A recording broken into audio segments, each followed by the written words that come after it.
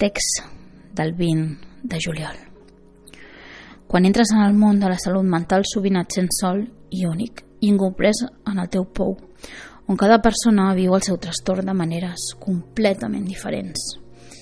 Però si hi hagués un lloc on és possible la màgia, i si existís, on entres desubicat d'un món que sovint et maltracta, a un món que t'atenen uns àngels, i sí, pot sonar romàntic, però aquell lloc té uns professionals que amb els seus tratges blancs i la seva capacitat d'empatia i vocació cap a un món on sovint es viu en la desconeixença, és l'oxigen que molts necessitem, aquest espai. Les lluites que patim són carreres de fons, on les metes de cada company són diferents, però en l'objectiu de millora i aprendre a sortir al món real, que tanta por ens fa, es converteix en el fil de connexió que fa que sovint ens convertim en una família. Aprenem els uns dels altres, a vegades veiem aquest punt de llum i esperança que entre tanta foscor ens costa trobar. La realitat de viure en un espai on aprens que no estàs sol i quan no tens força trobes un flotador en els que t'envolten. I també sort d'aquests suposats àngels que a vegades ens curen a l'ànima i curen molt més que les possibles pastilles. Cada gest, abraçada i somriure en aquesta família fa que sovint aparegui la melancolia dels que se'n van a viure al món amb la fortalesa que necessiten. Com amb tanta foscor, tristesa i soledat i amb un vaivé de càpsules i pastilles pot haver tant amor, respecte i vida. Agraeixo que la meva història de la vida hi hagi persones així que ocupen pàgines d'un llibre on ja es caracteritzava per masses pàgines negres. No és la família en la que neixes, ni tampoc l'escolleixes. És la família que el destí crea per avançar en el llarg d'aquest camí. Miro al voltant i veig gent tan diferent, però alhora amb una connexió única. Gràcies per tot el que m'aporteu cadascú de vosaltres. Que la vida ens porti al millor dels nostres destins. Us estimo i cada cop que necessiteu una abraçada trobareu la calor i l'energia per avançar. Text dedicat als companys i companyes que m'he trobat al llarg del camí que pateixen algun problema de salut mental. Avui vull portar-vos una part extra perquè la vida té circumstàncies, han coincidit circumstàncies que m'han fet pensar i, amb el valor i la tasca de la gent que t'envolta, la teva xarxa de suport. I avui és un homenatge per a totes aquestes persones, animals, que giren entorn a malalts, que ajuden molt. El suport que donen és un pilar clau molt sovint per la recuperació i la millora dels pacients. Viuen de ben a prop aquests patiments, aquestes crisis que patim, i ells pateixen veure'ns patir i molts cops no entenen res. I en el meu cas són persones que m'han vist en els punts més baixos de la meva vida, han vist les meves parts més vulnerables, ho saben tot de mi. I vull començar agraint a tots aquests que han estat i esteu amb mi, més que mai, donant-me suport tot aquest temps, i avui més que mai li vull agrair també a les gossos, però a una gossa que em va canviar la vida i ha marxat.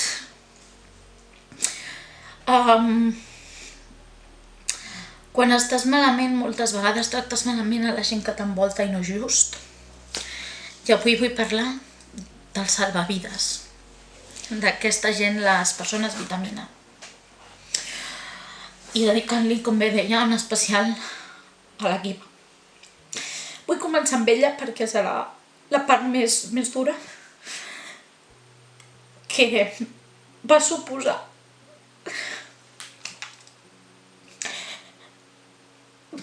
una alegria a la meva vida.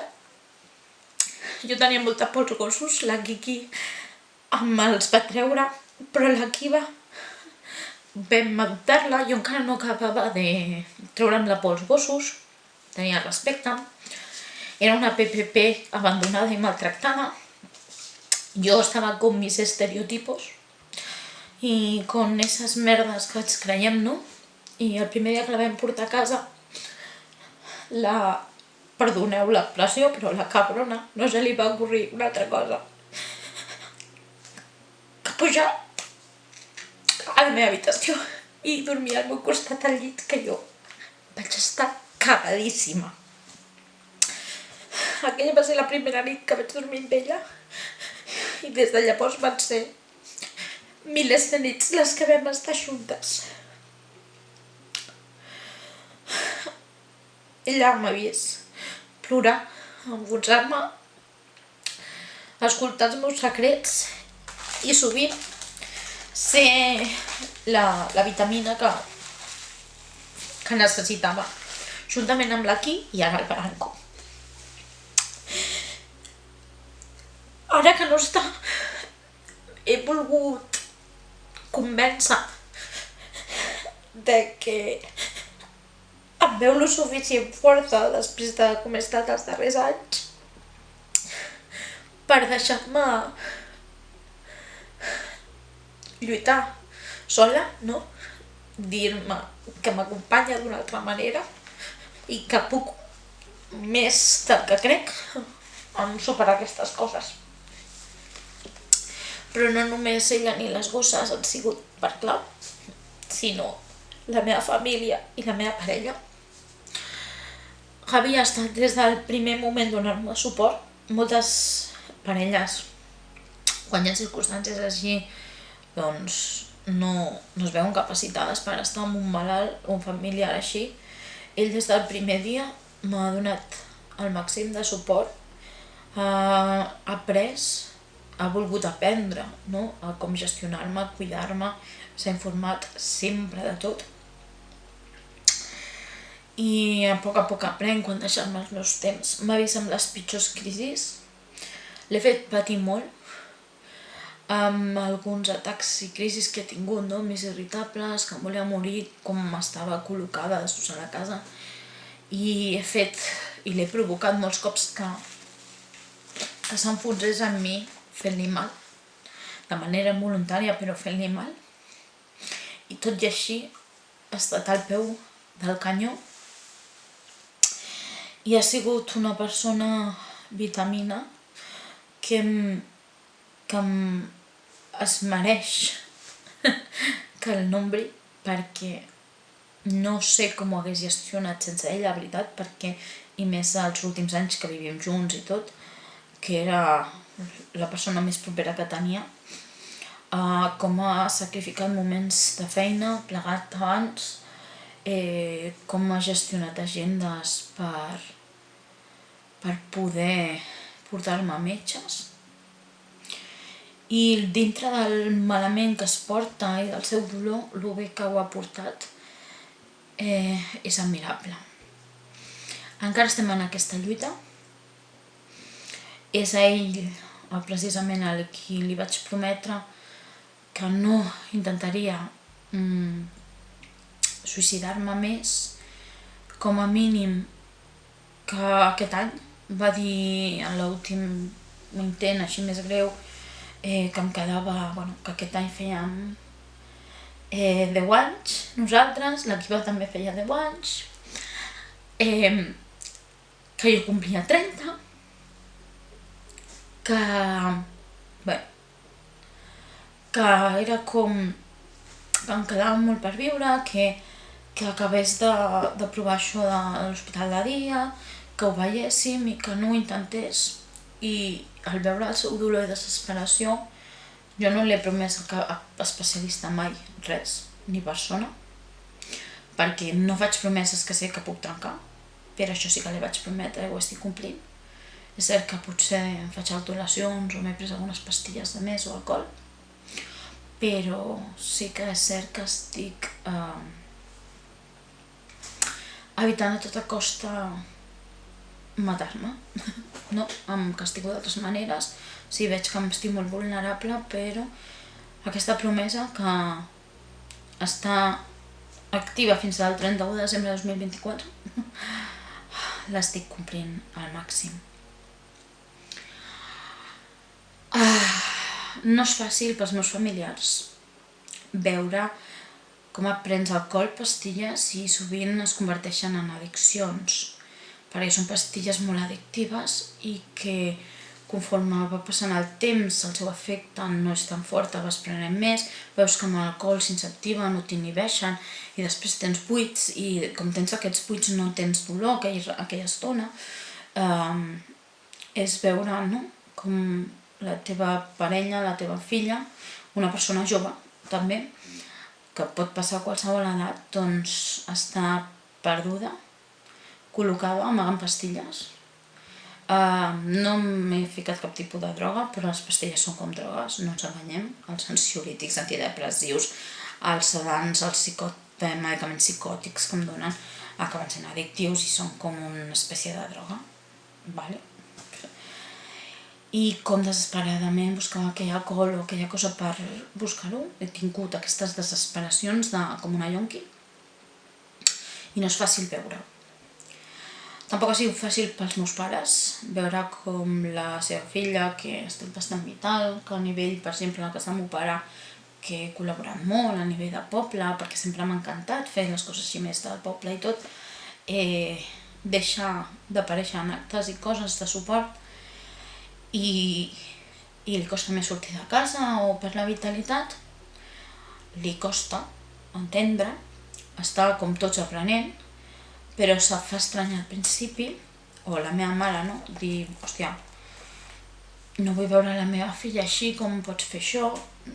És normal. Al principi d'aquestes coses és normal. Hi ha un moment de xoc, que aquestes frases que diuen no s'han de dir, o anima't, o no sé què, es diuen perquè que fan molt mal al malalt, però es diuen perquè les persones estan molt sovint en un xoc. Parlo de les persones del cercle més proper, les persones vitamina, aquests salvavides. També dintre la categoria salvavides, a part dels meus pares, la meva parella i els animals que agraeixo molt, estan part dels professionals. Dic part perquè, per desgràcia, no tots els professionals que m'he trobat al llarg de la vida han sigut bons exemples ni m'han ajudat. He tingut psicòlegs que en vez de dir-me mira, no estic preparada pel teu cas, per com estàs desestabilitzada, per exemple, han buscat un especialista a dir-me, en concret una psicòloga a dir-me és que si tantes ganes tens que morir no entenc per què no t'has matat. Diu, jo no puc fer res més per tu. Aquell dia vaig sortir molt malament de la consulta, molt malament. O trobar-me psiquiatres, al principi que em deien he vist la d'ansietat i depressió, no sé què, o els trastorns tal, perquè el problema de que estiguis tan grossa, i jo no havia tingut problemes fins ara amb l'autoestima del meu cos, i comencen com a aparèixer crítiques i coses i dir no, i estàs segura, perquè és que estàs molt grossa, i trobar-te en converses així amb professionals que frenen, i després altres professionals que et donen la llum, que són empàtics, com tot. Hi ha professionals amb vocació i sense vocació. A tots aquells que han tingut la vocació, la paciència, psicòlegs, psiquiatres, tècnics o gent del món de la salut i no de la salut, que han tingut aquesta capacitat i aquesta energia, també els mereixen tots els agraïments del món. I s'ha de fer un cop d'ull a tots aquests que no tenen vocació o estan desgastats pel sistema, per les retallades, pels sous, perquè a vegades fa molt mal. Aquest perfil de pacients és una cosa que es parla molt en comú amb els pacients que parlo. Els meus companys que he tingut al llarg d'aquests anys, a nivell de salut mental, amb patologies diferents. Persones vitamina, que dius, hòstia, ets increïble, m'estàs dient que t'han passat...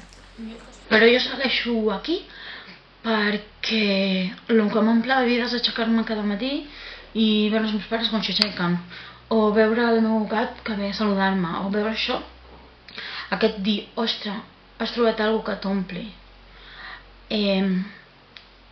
Tot això és una càrrega de piles increïble. També els amics, que molts d'ells em segueixen donant suport, segueixen preguntant per mi, tot i que fa mesos que no veig alguns, però molt de temps, perquè a vegades no estic capacitat per sortir de casa amb els atacs de pànic i res, i que tot i així estan allà i són molt importants. Saber que no he perdut a persones que m'envolten, a tots els amics nous que he conegut també i he fet. Tota aquesta xarxa és increïble. Llavors, quan algú té por de mostrar, de sortir, que no pateixi si té incomprensió per familiars o amics. S'acabarà trobant una xarxa de gent que t'entengui, que siguin els teus salvavides, la teva vitamina, i que t'ajudin en aquells dies. Que sàpiguen quan deixar-te l'espai quan el necessites i quan donar-te l'abraçada més forta del món. Saps quan pots plorar sense vergonya, sense ser jutjat. I tot això és increïble. Jo sempre dic que una de les coses que valoro els últims anys, que m'estan agradant més, són les abraçades.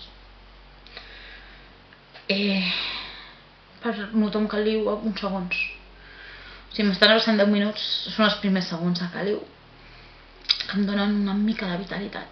M'encanten les abraçades.